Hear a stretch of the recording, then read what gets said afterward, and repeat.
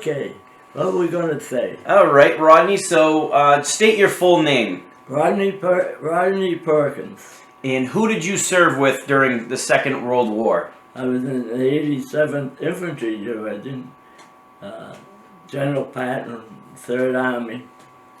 Which regiment and company were you with? 345 and Company B, 345, yes.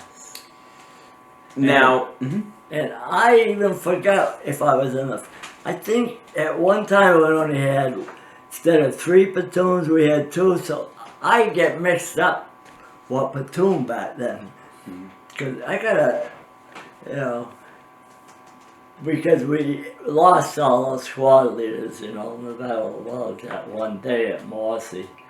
And that's when I came squad leader. I was just 19 years, just turned 19. we have talked and you have educated me a lot on the town of Moircy, the village of Moircy. I knew nothing about it until I met you. Now, I know that you were one of the first men of the first reconnaissance squads to go into Moircy. I was. Do you remember that day going in? Yeah, very well. Tell me about it. The day before we went into Moircy, we were a rifle company, right? Frontline troops. I was the first scout. Before we went to Moircy, we took our overcoats off. We had, you might see pictures of Moircy's with people with overcoats on. They weren't us. They was after the fact. And people think it is, but it isn't. We had no overcoats for the rest of the war. We just had the field jackets. And now where was I? Being one of the first reconnaissance troops to go into Moircy. Yes. I was sent into Moircy, me and the second scout, before the company goes in. We were sent into Moircy to scout the town. Everything was nice and quiet in Moircy that day. I see no German, no troops. So, but there was a little brook that runs through Moircy like that. And there was a bridge, so we wanted to stay in Moircy because we're going to dig in on the outskirts of town. So I went back and gave my other report to town. I see no German soldiers, everything's quiet in town. But I said, there's that little wooden bridge that goes over the brook. See, we're going to go right through town and dig in. So we came back, so they said, well, we won't go over that bridge, because I said it's going to be zeroed in probably. So we went across the brook. The water wasn't very deep, maybe 8 inches or 10 feet, just a little brook. But we got our feet wet, and that they stayed wet the rest of the winter. Anyway, like I say, I went first because I was first scout, then the second scout, and then the rest of the company. Well, I went over and up this open field, and I got fired on a machine gun, and it was in a house. The house is made of brick over there. So I hit the ground, and I gets back up. So I signaled to the second scout. I can see him, but I can't see the company. They haven't even crossed the brook yet, I don't think. So I get up, I start walking again. They fire at me again. I go down, and I feel this burning feeling in my back here, but I was right close to the house, so I know they could see me if I moved. So I just moved my hand very slowly, thinking they would not see me move, because they figure I'm dead by now. This is a machine gun at a short range. And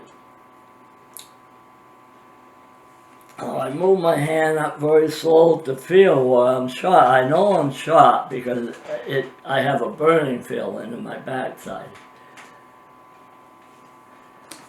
I start moving my hand just a little bit at a time, and I was so close they could see me move. When they see me move, they really gonna finish me off for good this time. Blasted the bullets all over, the dirt flying up, the tracer bullets are going over my head. And of course the tracer bullet, that's thought to see that you hit your target, which they did, about sort of. Yeah. So I don't move. And I'm wondering what happened to me, because nothing's happening. There's no attack going on that machine gun. And I'm laying there for a long time because it's cold in the winter, and I figure they're going to come out and check on me.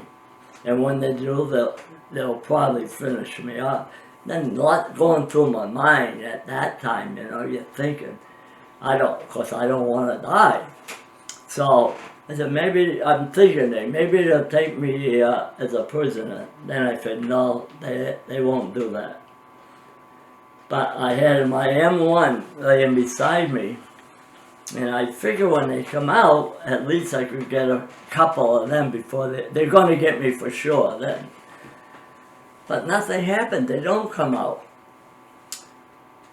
And then after a while, I don't know how long, maybe an hour, half hour, that machine gun started up again. Now it's firing over my head. Well, what happened was we didn't have any officers in our company. They got shot down there. And Fouché, a platoon leader, took over, and they attacked that machine gun. Now, when you were laying in the field, did you see your men move past you to attack that machine gun? Yeah, oh yeah. And at what time did you decide to get up? When they got up to me. And you joined them. Yeah. So you joined that assault on the machine gun with a bullet in your butt. Yeah, and then we took those the wounded went back with the prisoners. We had some prisoners. We were into that house and took those Germans and ones as prisoners, and walking wounded. They went back into town with these guys. Now there's only about 8 of us, I think. Did they have to throw a grenade in that house, Rodney? No. No. We walked into that house and they surrendered. Okay. Yeah. So now you said anyone that was wounded during that assault went with the prisoners. Went the prisoners back. And I think there was about 8 of us. And so we were going back to town. We came to that bridge that I said was being zeroed in, and sure enough, there was a machine gun that's after the bridge and zeroed in that bridge. And that thing was hot. And it was smoking, but the Germans left it. They had left it. And we went into town. That's when we went into that house where there was a family in there. There was this older couple and a younger lady that had a couple of kids. So the older lady was scared. She was scared and nervous, and so one of our guys put his arm around her. He says, "Madam," he could speak French a little because these people spoke French. And he said to her, "Don't worry, madam. American soldiers are here now. Everything's going to be fine." Now, as he's talking to her, he's got his arm around her, talking to her. A bullet came through the window and hits him in the nose. And she passes right out. Just like that. Now, everything, of course, the only guy went back, and things quieted down a little bit. And we ate. They shared a little bit of food they had with us, with a slice of bread, jam, and a cup of milk.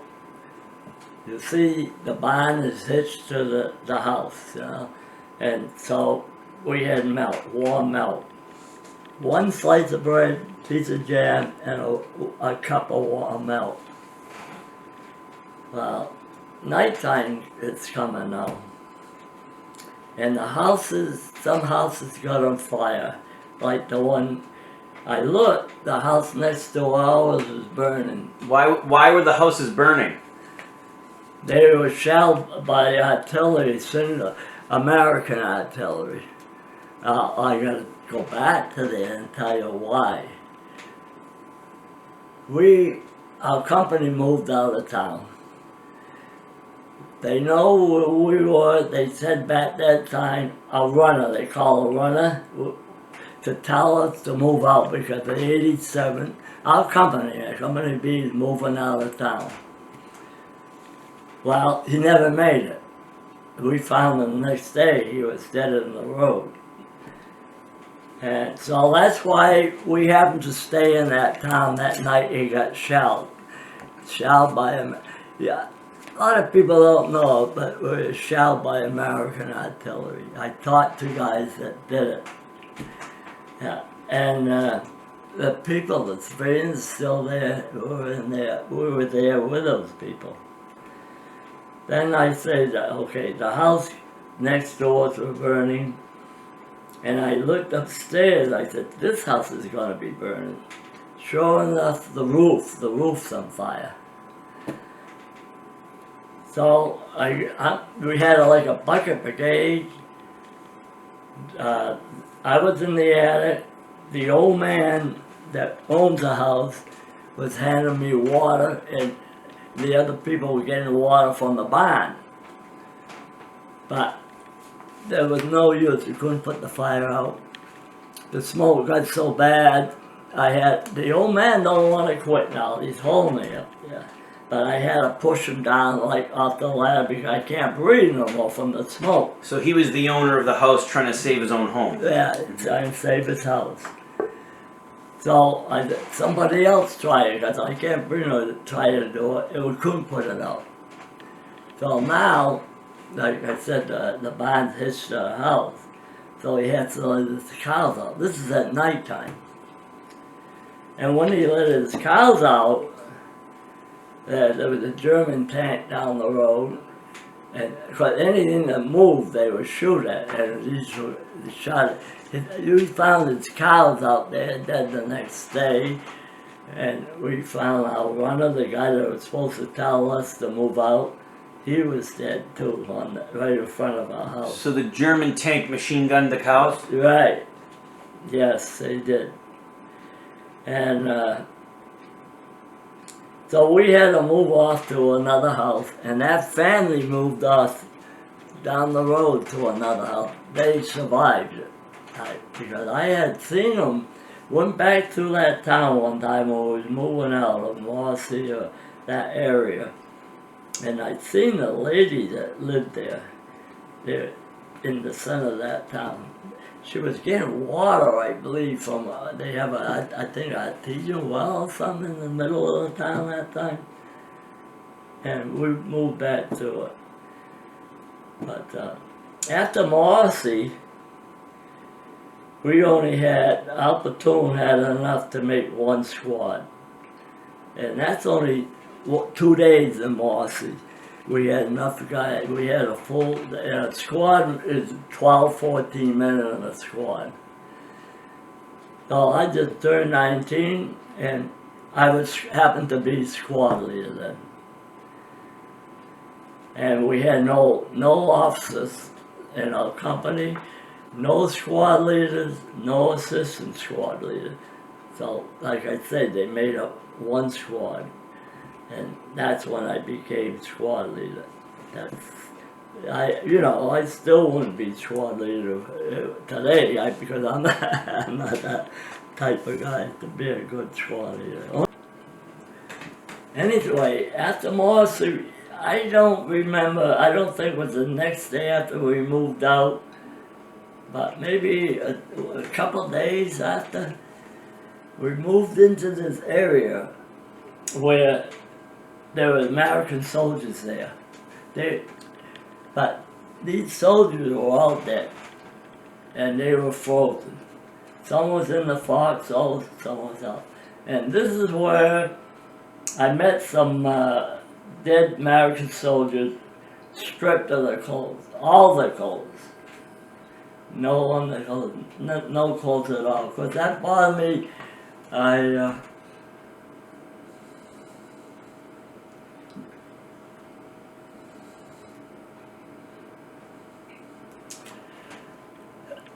Well, anyway, then I found out after a while that they were Germans. They would strip their clothes and pretend they're Americans, like MPs. I would love to put, if we could pinpoint that location, I would love to put a memorial there for those guys. That's something I can't do. But it's around Moircy. Right. In the Sylvester. And I wonder what division they belong to. They weren't, you don't think they were 87th men, right? I didn't, but now how could, I heard so many people went around, got there, on the outskirts of town before we did, I think. But I'm not a sure thing. Right. Yeah, so I don't know who those men were. Yeah. But they could be 87. Yeah, they could be. So you're advancing towards those foxholes, right? Yeah, we got to those foxholes and we got fired on. So now we're jumping in these foxholes. There were dead men in these foxholes. And they were frozen. So we get in the foxhole right away. We jumped right in because it was fired on. And threw the dead men out, and we got in. And that's when Novak, I remember, he was a platoon sergeant, I believe, some platoon, and he hesitated.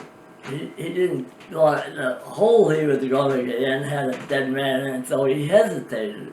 And when he did hesitate, he got shot, and he died too.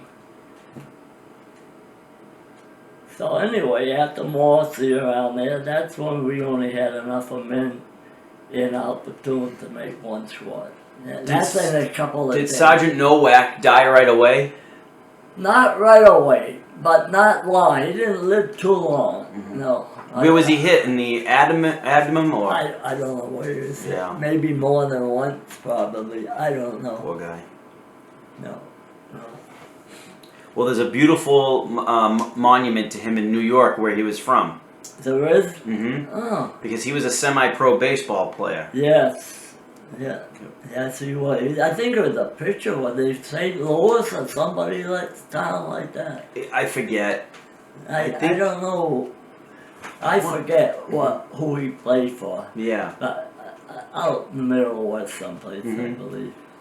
And there was another man you told me about. I believe he was an officer in Moircy.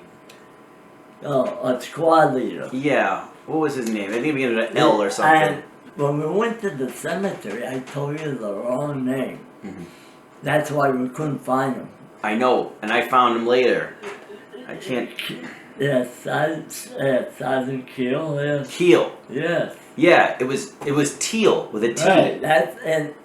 But I said my squad leader. My squad leader was wounded too. Yeah. So that's who I thought it was.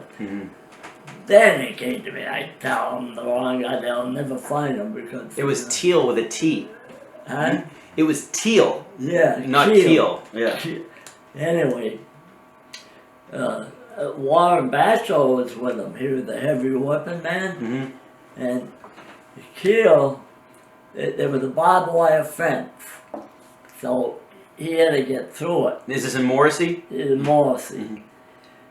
So I think lift up the fence for him to get through it, and when he did, when he stood up, he got shot and he died right there.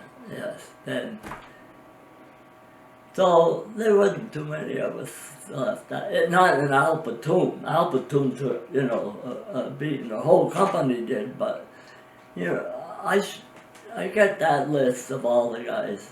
It's in that book too, that regimental book.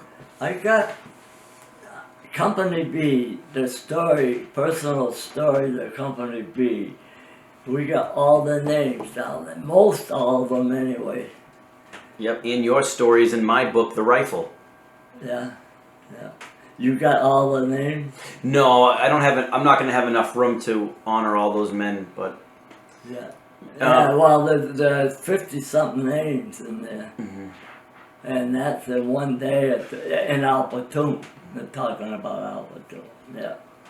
Now, after you occupied the foxholes with the other soldiers in them,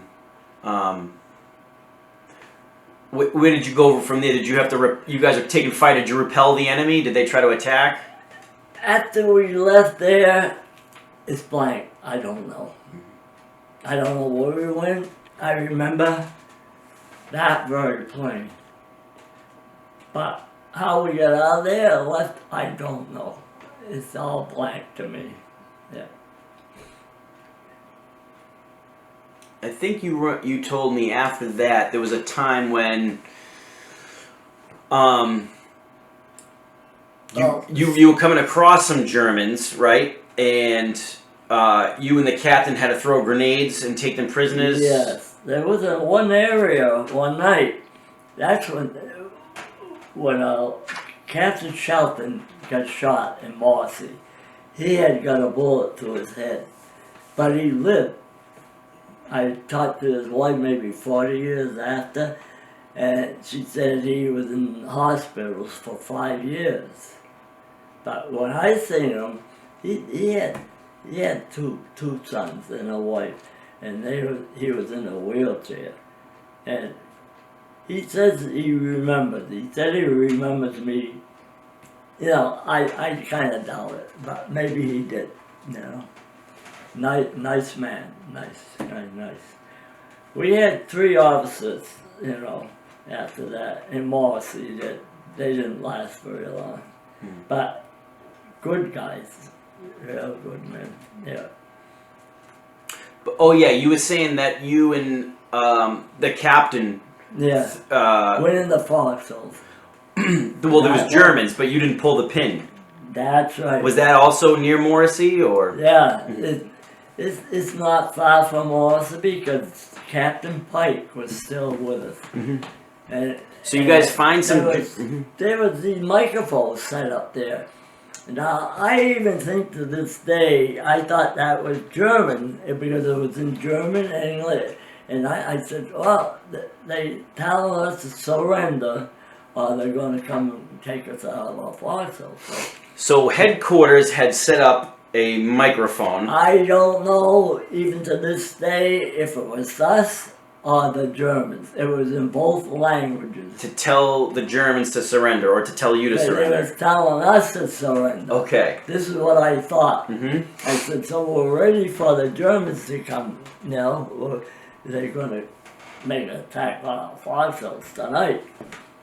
Then Captain Pike, Lieutenant Pike, he became a company commander because we didn't have any. From Company C he came from. He said, Rodney, tonight we're going to do the foxhole. I thought it was the other way around. Well, that's when that story I told you. We had a bunch of prisoners come to one foxhole. Here they are, sleeping still. How can they be sleeping, you know, to all the excitement going on? Because I put my rifle in there to get them out of the hole. They don't want to come out. Captain Pike says to me, well, Lieutenant Pike then, he said, Rodney, throw a grenade in there. I had 2 grenades. That's all I threw one in. I don't believe I pulled the pin. I didn't have the heart to do it. So my captain pulled it in. It went off. Yeah.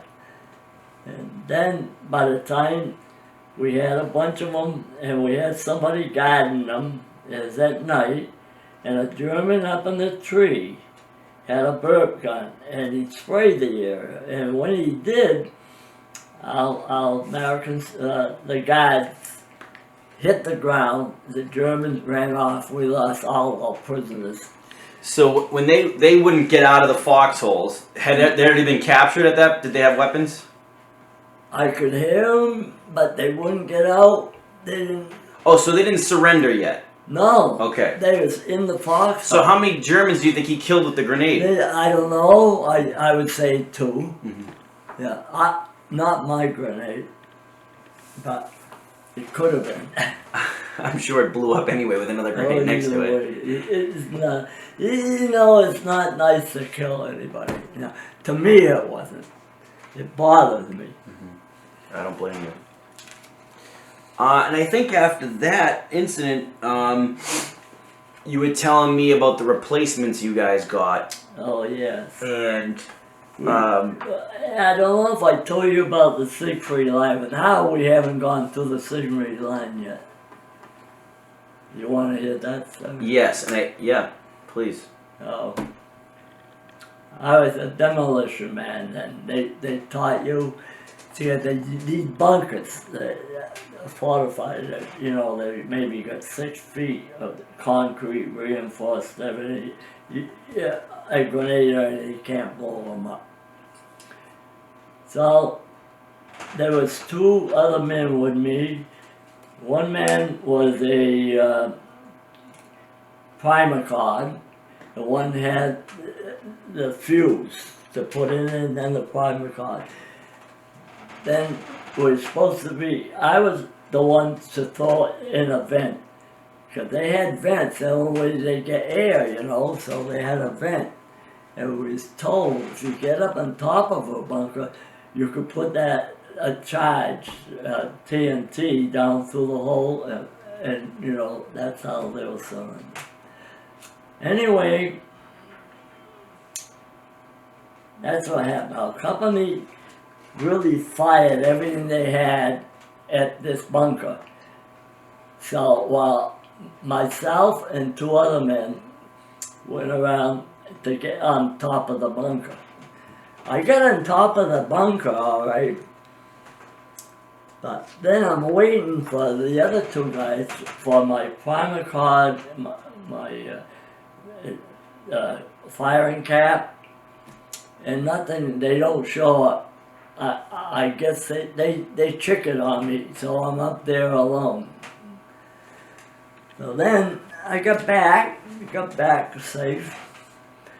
And I took everything away from them. I took the primer card and the blaster caps, and I carried on. I never had to do it again, only that one time. That was a Siegfried line. Was it before? I thought it was before the Siegfried line when you got your replacements, and you guys were out digging an outpost.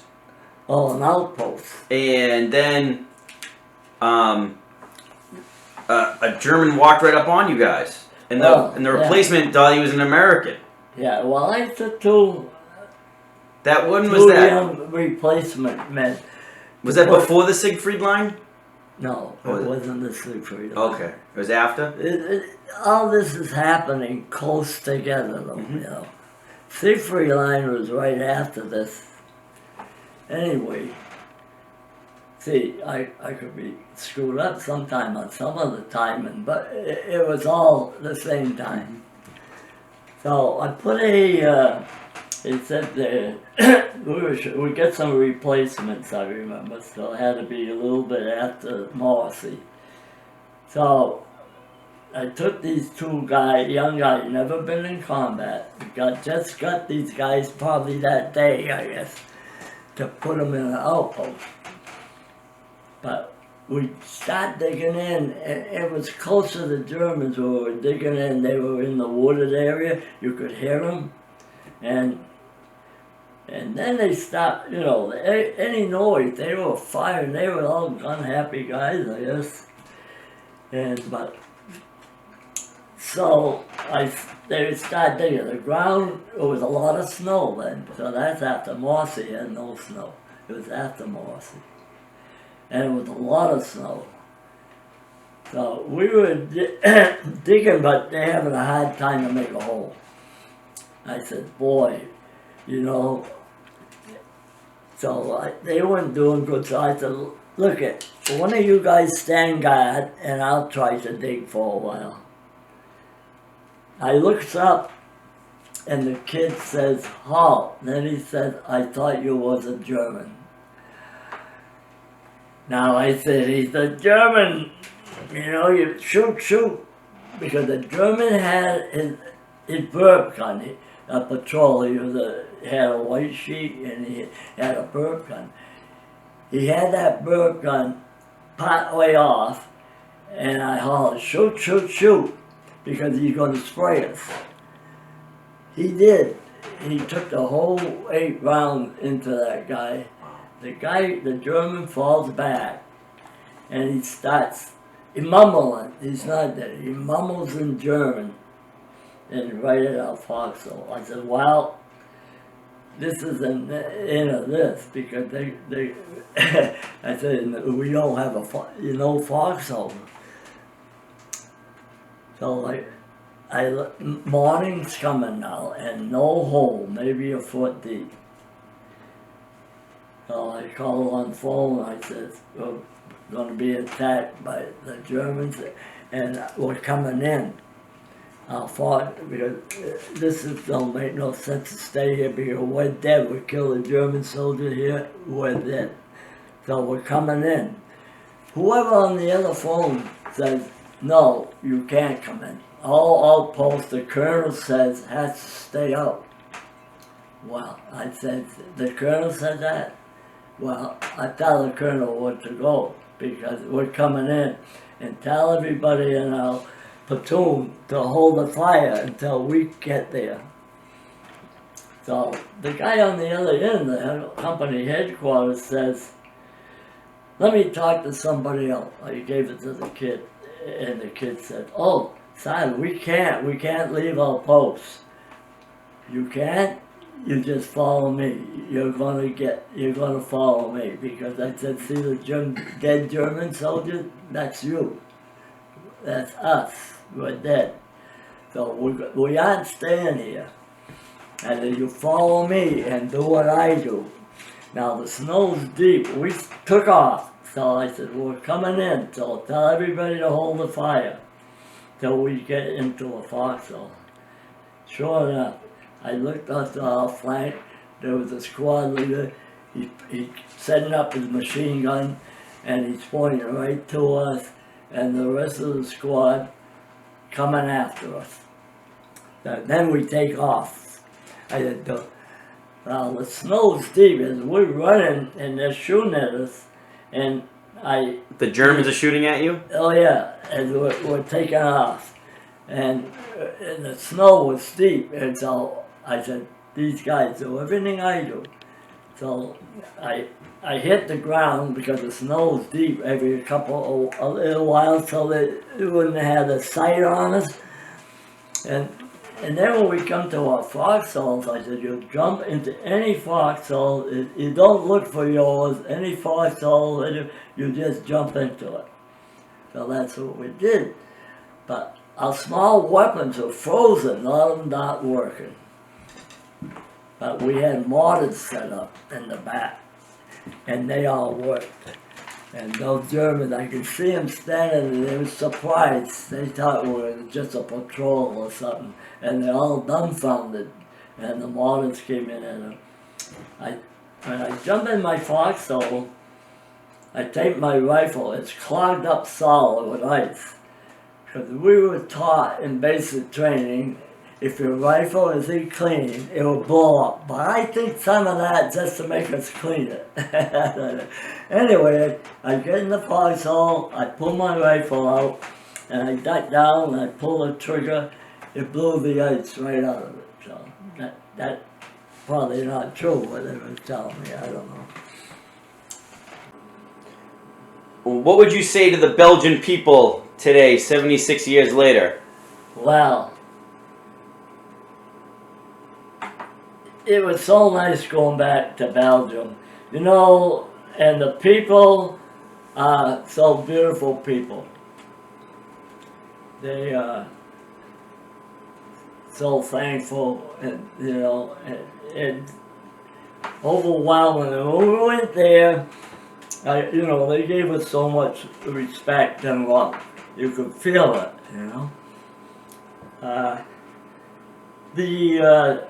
what's the lady? What was her? Prime Minister. Prime Minister. We talked to her. She talked to us. She was so kind and gentle, and a nice, beautiful woman. And I remember all those people over there.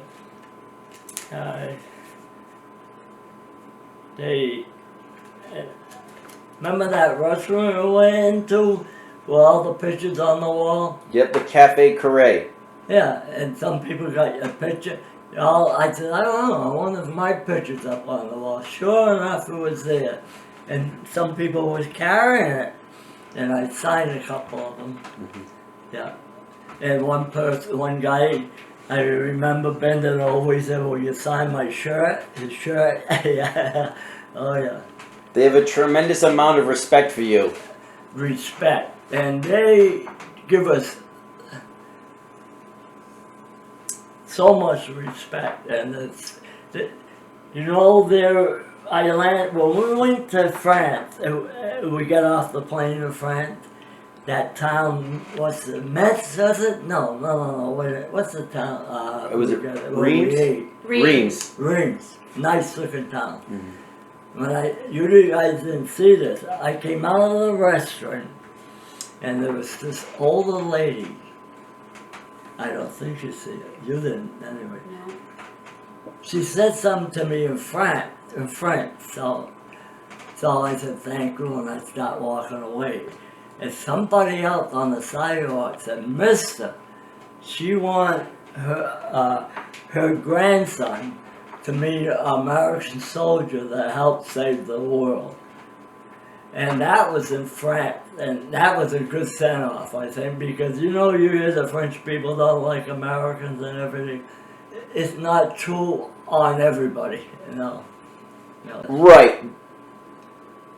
The Rhine River crossing, do you remember that? Yeah, it's very good. Tell me about it. Before the Rhine River, there was an officer came to our company. We were bivouac outside the Rhine River in the Moselle River. They come together there over took a length.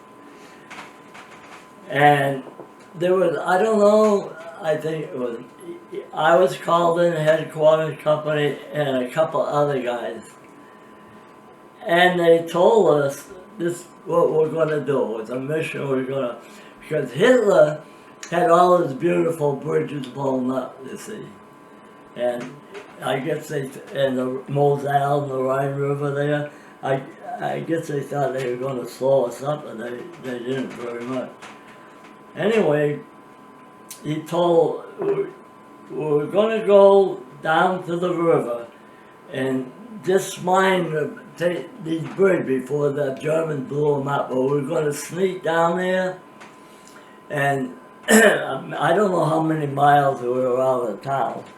And if we come across any resistance or anything German, we had to fire with just to go around. Now as we get close to the bridge, we could look to an opening that the bridge is still standing. But we stay close to the buildings where Germans wouldn't see us. And when we get close enough, we ran fast as we can to this bridge before it was blown. And we were underneath the bridge of the embankment. We're running as fast as we can. I don't know, about four of us, I think. The officer that showed us what we're going to do, just mine the bridge and everything, and a couple other guys. And as we get to the embankment, just to going under the bridge, it went bang, bang. It don't make a lot of noise. It goes puff, and down it comes. Oh. Was it a small bridge or a big bridge? A big bridge. So I find it interesting because The men from the 347th, I know for sure, they had to cross in both wooden and rubber boats. But your company from the 345th had the task to try to cross a physical bridge still standing. We had the, what did you say? Your task was to cross the Rhine on an actual bridge. Yeah, because some guys had to cross in boats. But they blew it. Yep. Yeah.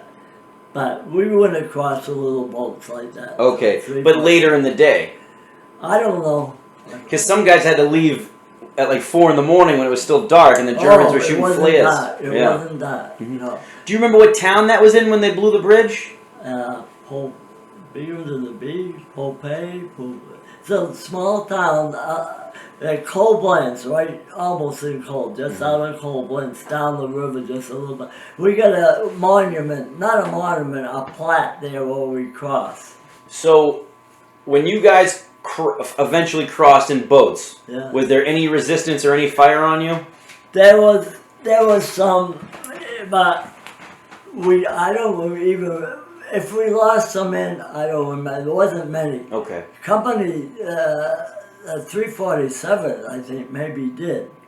But we didn't lose many. Oh yeah, I talked to Ernie from M Company, and he got shot right out of his boat and had to swim across. There was a big, the artillery fired smoke bombs over there, so the enemy couldn't see it, but we couldn't see where we were going. So on the other side was that city of Koblenz?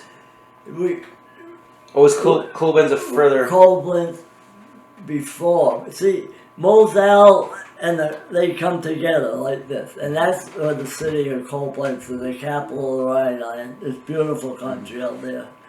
Anyway, in that town, there's a big statue there, old fort, where this big horse is set up there. Some general from way back, I don't know what war he's from. But General Patton wanted him blown down. So the 87th Artillery blew him down.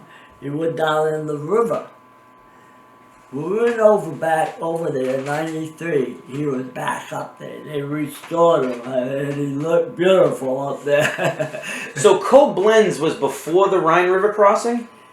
Right. Well, I'm going to tell you, Koblenz is like this, right here. Moselle comes in here, and Koblenz goes down there.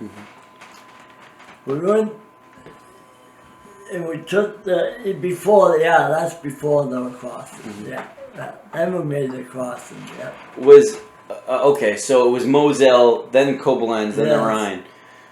Was Koblenz a dangerous place? Was it heavily defended? We took the airport over and we lost a few guys there, quite a few in the airport. There was no planes there, but it was at nighttime. I interviewed a man in West Boylston last week, and he was in the 8th Air Force, and in January, their mission was to bomb Koblenz with the B-17s. Oh, yeah. Yep. Yeah, well... Was there snipers in Koblenz? We didn't take the city. It's 340. Okay. We took the airport. Got it. Outside. That's when we was riding on tanks to Koblenz, down to the superhighway there. And do you remember before we got into Koblenz, there was a roadblock, and that's when we stopped. And then nighttime came, and we went off to the side. We got off the tanks. They don't tell us that's the airport there. We don't even know it. But it was moles of dirt like this on the side of the road, like that. But it was a firing range, and we didn't know. It was nighttime. I met a great fellow, I don't know if you ran into them, the 761st Tank Battalion, the black tankers? Yes, I did. Okay. I know. I met and interviewed one of the last one in Alabama. Yeah. So, Did you have their tank support at some point? I heard they were mostly in Tillet, which was... I don't know, they were with us at one point for a little while,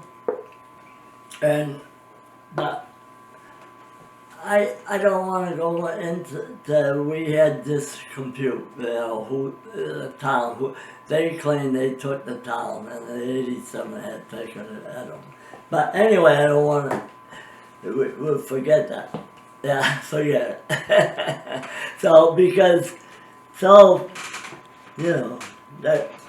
But we were going to fight that one time, the 87. Because the 87 said they took the town over in this black house. I don't know if I don't know. Anyway, they said they took it. You and I never talked much about Germany and going into Germany. Did you have a lot of resistance in some of these German? We did. I can tell you when I was moving out the Battle of Bulge, the Germans were moving out, and this is the worst slaughter I ever seen. And because during the Battle of Bulge, it was bad weather, foggy weather, and we had no air support. And the sun came out at this day, and the Air Corps came right out. Well, now they're retreating back into Germany.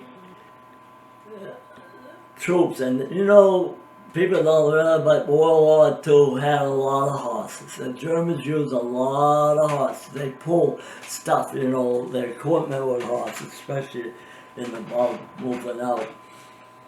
They got strafed, these Germans, a whole convoy.